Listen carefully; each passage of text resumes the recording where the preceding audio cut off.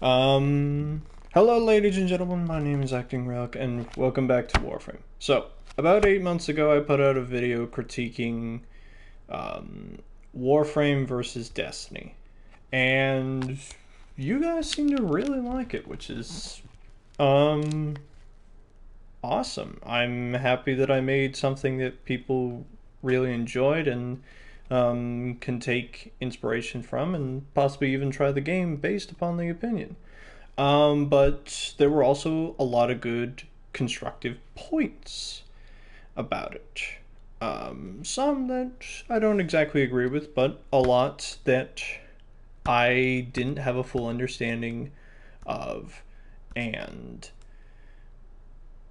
didn't really have an answer to. But now, 8 months later, I do have an answer to. Because in between that time, I've played this game a fucking lot. Let's check the time here. Hang on a second. We're gonna need to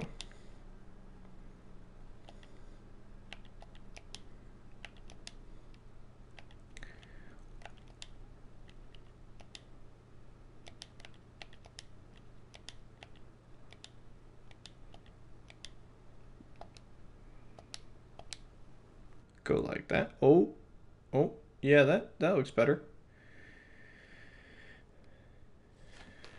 I think we're okay. That looks better. Yeah, we sounded good. Okay.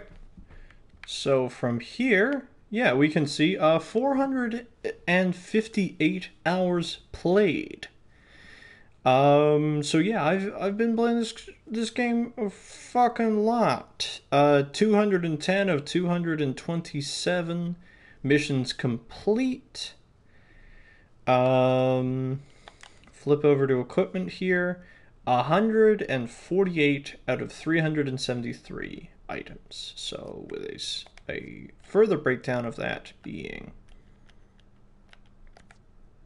I've collected and completed 29 of the 49 frames, 40 of the 86 primary weapons, 29 of the 77 secondaries, and 39 of the 113 melees. 6 pieces of the 22 sentinels, 1 of 6 companions I've completed. I don't use them that much. I don't find them as useful as sentinels are. 1 of 5 archwings, 2 out of 8 archwing weapons, and 1 out of 7 archwing melees. So yeah, I've spent a lot more time with this, and it's proven to me that this game is incredible. And has plenty of content, and it very much feels like almost an MMO more than a Destiny style game of farming for loot drops. Now there is still farming for loot drops in this game, but it's much more farming for the loot of particular mods or resources rather than weapons. But there is still farming for weapons because you're still farming for prime parts and stuff like that. So right now we've got Atlas, the rock boxer frame. On our back we've got the Bolter Prime and the Dakara Prime and the Axolotl Primes on our hips. So I think I might as well just jump right into addressing one comment that I got, which was about my criticism of the weapon types between the two. The point that I was trying to get at with that was that Destiny has a fuckload of guns. Like 11 weapon types multiplied by 4 rarity types. Lift my hand a little farther so you can actually see that I'm counting 4. Or I should really be counting 4 that way. That's a fuckload of guns. That's a lot of goddamn guns spread across those 4 rarity types. And they would consistently add more and more over time. So you're going to be dealing with a lot of guns over time. However, not a lot of them are memorable. Very few of them are memorable. The only ones that are memorable are a couple legendaries and the exotics, because the exotics have a custom design and a custom feel to them, and often custom abilities. Warframe, on the other hand, treats every single one of its guns in a custom nature. And because of that, there are only 276. It's still a lot, but each and every one of them is unique. Mostly. There are, of course, normal versus prime variants, which still do have a unique element to them, with the stat variation and the cosmetic side of things. Like, I would say Bolter Prime, Bolter to Bolter Prime. Like, let's see. Here's normal Bolter here, standard, steely style. But then you go look at Bolter Prime, and it's got that cool hinge on it when you're reloading the clip. The blue shining lights that are common with a lot of other Prime stuff, say like Karanos. And sometimes it can be completely different. Karanos, that's fine, it's normal Karanos here. Karanos is a single shot bow. Karanos Prime shoots a spread. It's a 5-figure, I think it's a 5. Or it might be a 3. It's a spread shot. It's not a single shot bow. And you know what? I'm going to actually move my camera back up to where it belongs.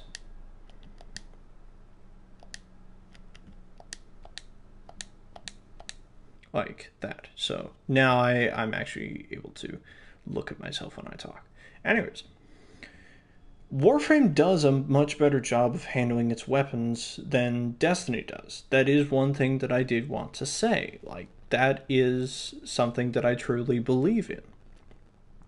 And what you do with those guns is really interesting, because at a certain point, you start to figure out, hey, it's not just about adding in let's say, let's grab, say, Dex Savaris.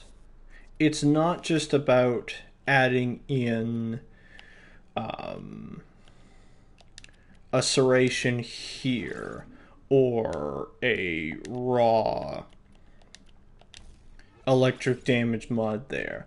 It'll help, and you can make a half-decent weapon with combination of stuff, but it can only do so much. Whereas if you starting to pay attention to the numbers that you're given by default. So at default, Savaris has a 33% chance of crit and only a 10% chance of status. So therefore, it's a crit weapon. So you build for crits. So you build something like this where you have a 100% chance of crit and a crit multiplier of 5.6. So when you're popping crit headshots, you're popping for several thousands of damage. And to get there, you need to put like 3 forma into this thing, which is prestiging the weapon up and rebuilding it back to 30. So there is a lot there, and there's a lot that you have to learn and experiment with. And crits are one thing, but status is a completely different kind of thing. So we look at Savaris Prime here that I have built for status. Shut up, Borders. Currently, I have it at a decent status chance, but my status type is gas, which is fine, especially if I'm fighting infested. But gas is pretty much for infested and will do decent damage to other locations. But what I really want is corrosive or viral. But until I have mods that allow me to do that, I'm kind of stuck with gas right now. I know there are definitely mods out there and I can go searching for them. And I would like to, because the other thing that happens is that because of the memorability of weapons, you start to tie yourself to guns that you like to play with for a particular reason. I like the feel of Dexabars, and I like the crits that it has with it. And I've been able to build a weapon that is actually really powerful. But say something like Panthera is not very powerful. It can't really do that much damage. It's a mainly slash-based weapon that you can maybe up the damage if you put several forma into it.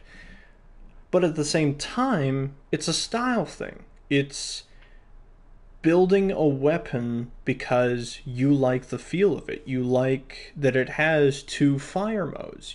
That it has a projectile fire and a standard saw blade as well. I like having the Vectis around because I like the design of it and I like the fire of it. The original Vectis was actually one of my favorite weapons for a long time. And I don't actually play that much with Vectis Prime anymore because I've just sort of moved away from sniper rifles over time. But I want to keep it around because I want at least one sniper rifle in my arsenal for sorties stuff. Czar is another one where not a lot of people that I at least run into use Czar, where Czar is actually really powerful. Like where I have Czar out with 3 forma into it, my Czar does 3,000 blast on the cluster grenade and 12,000 gas on the shotgun, which is pretty good. And comboed with somebody like Rhino or especially Mirage, you're looking at a carpet bomb ability that can clear a room. But it's also kind of dangerous because it does do self-damage to yourself, and you have to be careful of that. That's one thing I'm not very good at with Mirage, is being careful not to kill myself with my own gun. So some people aren't a big fan of that, and they just want a different gun that doesn't do self-damage to themselves and can still clear plenty of rooms, and that's fine. And that's the greatest strength this game has, is giving you choice, giving you the opportunity to say, I want to play like this because this is who I am. Like, we look at my frame setup. The mass majority of frames that I keep for me to play and that I play often, like, let's rate by usage. Yeah, we look at our top uses. Anaros is my favorite because he is the tankiest tank. Now, there are definitely, I think Rhino is the ultimate tank. You can go back and forth on it. But 5,000 health, you don't die. And if you die, Anaros has the ability to self-resurrect if he can get enough kills off of absorbing energy from other enemies. That's a really powerful tool. And in sorties, when the rest of the team is down, I'm still alive, and I can still walk around and pick people up. Plus, my finishers grant me additional health. So, I like to be tanks, and I like to play that role. And the game treats you in a way it's like, hey, do you want to play that role? Well, there are 5 frames that allow you to do that. Like, it's the reason why that I have Anaros first, Rhino 3rd, Chroma 4th, Atlas 5th, Harrow and Frost are coming along. Harrow's brand new, and Harrow's not even really a tank, he's a support, but you can play him like a tank if you know how to play him right. And Frost is sort of a defensive support-ish tank. So it all comes down to how do you play and how do you want to play. That's what this game gives you, because it has something for every style. Do you want a tank that's in people's faces and constantly on the move of getting kills? You have that with Inaros. Do you want a tank that stands there a little more and just sort of takes damage and then buffs the team? You've got that in Rhino. Do you want a tank that moves around a little? Inaros and Atlas are kind of similar in that regard, but Atlas, you have to be a little more careful about things and use your weapons a little more, because while you can't get knocked over, you can certainly die. And then you've got Chroma, which is a tank, but you can work independent of yourself. You pop your effigy, let it do its auto turret thing, and then you move around and do whatever you need to do. Frost is kind of similar to Rhino, where you're going to be standing inside the bubble, protecting the objective or what have you. But it's all there. Whatever you want to do. Do you want to be a DPS that's up in people's faces doing melee damage? You've got Invokir. Do you want to be a DPS that is longer range, that uses the power of your weapons to do lots of damage? You got that in Mirage. Do you want to be a crowd control god with Mesa, or even Octavia? Like, there are styles for everybody, and yeah, the game is just very good at giving you options, and the more you play, the more you find the people that you like. I remember in that video that I made 8 months ago, I was playing Oberon, and I ditched Oberon a long time ago. Like, Oberon's okay, and he's not bad, he's okay.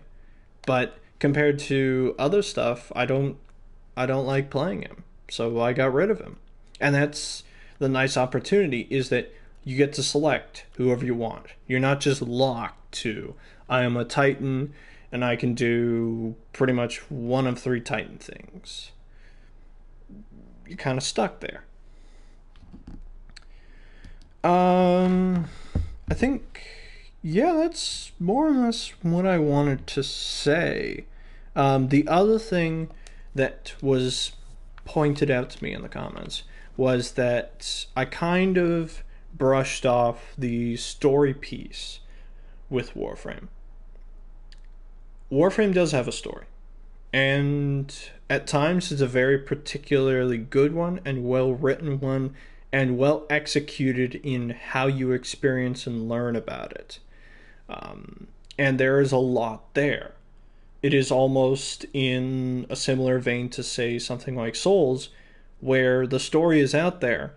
It's on you, the player, to go out and find it through codex scanning, reading of documents and stuff like that. It's out there. The thing is that your main story, the big cinematic pieces of, say, The Second Dream, War Within, and whatever we're going to get next, they don't show up for quite a while, because you start on Earth, you make your way over to Mercury to deal with Vor, and then Vor is pretty much gone for most of the story, until you run into him again on Ceres as an assassination. You beat him on Ceres, and then he's gone. The only other time that you encounter Vor is at the very end of the Void, after you've finished Sedna. So, in between here and here, you're kind of lighter on story until you get to, I think, where is it? What is the access point to this one require? Stolen Dreams. Right. So getting to Europa unlocks your first 2 of the Frame quests for the Limbo quest and the Chroma quest. Both of which are actually pretty cool. I've only actually beaten the Chroma one. I have to do the Limbo one at some point.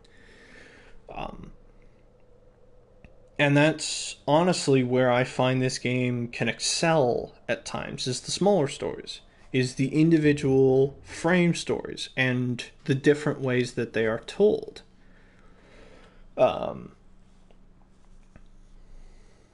Like, we look at all our quests here. Vor's Prize is your sort of introduction to the world, and you're set against a very particular antagonist who was going to kill you in your cryotube. Archwing, less like there's some story there, but it's a utility quest. It is there to give you your Archwing. It is there to give you a tool. Same with Howl of Kubra, where it's less of a story piece and it's more introducing you to the pets, which is still a useful tool. But there are other story pieces along the way that are even better. Stolen Dreams was interesting. It introduces you to the character of Maru, and you get to learn a little bit about her. Man of Few Words is a great little quest and introduces you to Darvo and Clem, who are really cool characters, and it's a nice compacted story. Gives you cool image into sort of the Grenier side of things. Once Awakened is also sort of an introduction of things. It teaches you about the third sort of faction, this infested zombie-like... Well, it's the Flood. It's the Flood. Like, it's the Flood. DE loves Halo. Gratefully, I love Halo too, so I let them slide with a couple things. But it's the Flood. It's really just the Flood. New Strange is really cool. Like, you get a little more of the story of the Cephalon research side of things, and also where Chroma came from. Hidden Messages is woven really cool, where you have to decrypt these riddles that relate to old mythology. Silver Grove has you scattered across the world hunting for plants. Sands of Anaros has you taking on ancient Egyptian-esque gods. Octavia's Anthem has you learning about more about the Cephalons and also their world and how their digitized world works. Patient Zero has what happens to Alavi after you beat him on Jupiter and you stop his Zanuka project. Where does he go next? Well, he partners with the Infested and believes that they are the new way to victory. It is kind of similar to the Prophets in Halo, and it was his great journey. I still have yet to do Glass Gambit. I would like to do it because I know how powerful that frame is. The Jordis quest for Atlas is pretty cool. Really annoying boss fight at the end there that I don't particularly like, but it's fine. Really cool woven story. Introduces you to another Ortis type thing. I just beat Chains of Harrow this week, I think. I had bought Harrow because I wanted to collect him ahead of time, and because I've heard his parts are a little harder to farm. His quest is really well done, and it adds some cool mechanical things that I've never seen. But anyways, your core story doesn't pick up again until Nata, the Second Dream, and War Within, which can flow. They flow well together, and they flow well in a chain because you're steadily learning more and more about these pieces of history of the Orokin, the Tenno, and the forces that brought them to where we are now. An entire zone is hidden from you from the beginning of the game. You don't know Earth's moon exists until you complete part of the second dream. Then it's just, there it is. Now, when you're on Earth, you can look up into the sky and see the moon. There's a time-limited mission alert available. Shh. Check navigation. Shush, Lotus. Shush. Speaking of Lotus, you actually understand who she is a little more and what construct she is and how her relationship with the Tenno works a little more over time. So this game has a story, and it's honestly told because, and part of the reason, well, honestly, the reason that I compared this game to Destiny and did it like that is because I played Destiny first, and I didn't know about Warframe. And then I stumbled across it and was like, huh, I find some similarities between this, because it is mission farming, grind-focused gameplay. But Destiny is about a story where they tell you about grandeur, and with a little work, yeah, you could figure it out if you went and read the grimoire or watched some videos. Warframe, you do get to experience it. You get to come in contact with these things. You get to go toe-to-toe with ancient beings like the Stalker or the Queens of the Grineer, or even the with Chains of Harrow. You get to interact with a Tenno that is lost and corrupted and really cool. You get to experience it, and you get tastes, and they pop into your head and you go, that's a thing that I'm going to follow and research down. That's Souls. That's Souls-like, where you come into contact with something and it gives you bits and pieces of information, and then you can attempt to string something along, and then you go look it up and you go, oh, it's this. This is what it actually means. So this game does have a story, and it's a very well told story. But it's a story that makes you work for it, which I like. I have to give them credit that they do a good job of making your character look forward to learning more pieces. Especially with their new expansion that they're working on, Plains of Eidolon. It's going to shake up the formula of being open world compared to just hallway mission based. But there's also some pieces there about who these people are and why we're seeing old fragments of the Orokin stuff. What does it mean? What are we going on here? And what the fuck is Umbra? You've been talking about this thing and showing images of it, and it just looks like a more advanced version of Excalibur. But I feel like there's more to that. And by the sounds of it, it's not just a standard frame quest. It's the next piece of the cinematic universe. So, anyways, that's essentially what I wanted to say, and just clarify that after 458 hours, this game still remains good. And it's an easy game that you can go back to and just sink more time into, and slowly improve certain things. One of the things I always say when I hop on with the friends that I play with, I always say, what do you want to work on today? Because there's always something.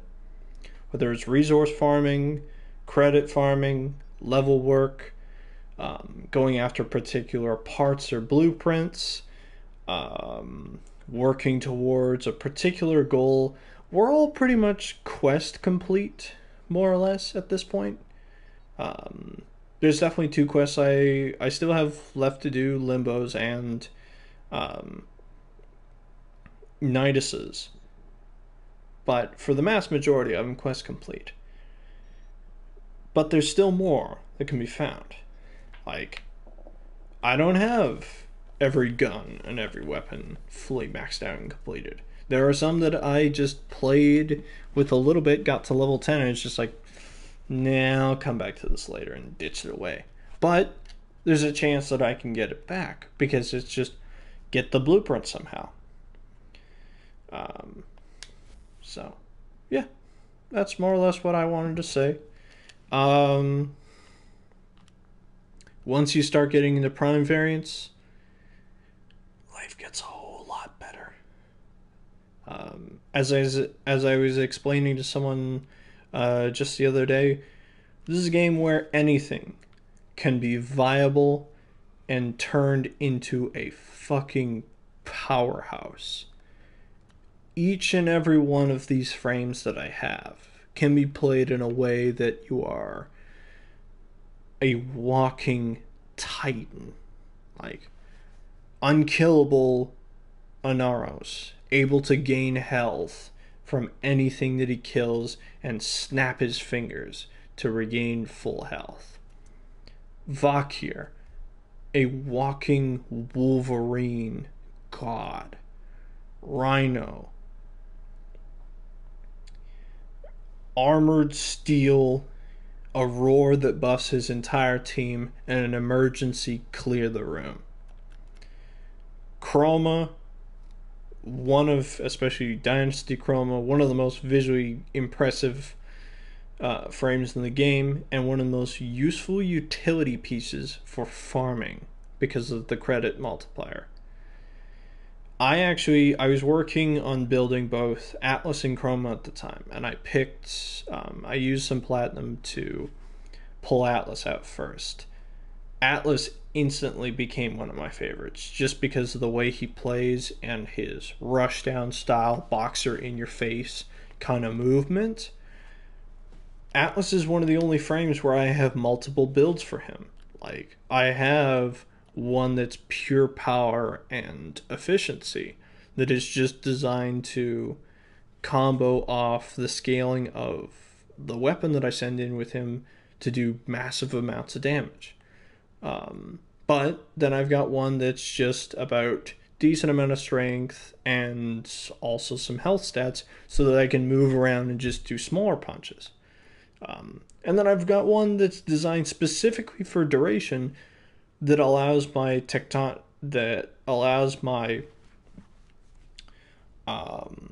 Stone Guardian pals to be reasonably strong and last for a really long time. Mirage, I was experimenting with a weapon today with the Quanta Vandal. Mirage and the Quanta Vandal is a disgusting setup. Now, there are, of course, better, like you can do Mirage and Czar, or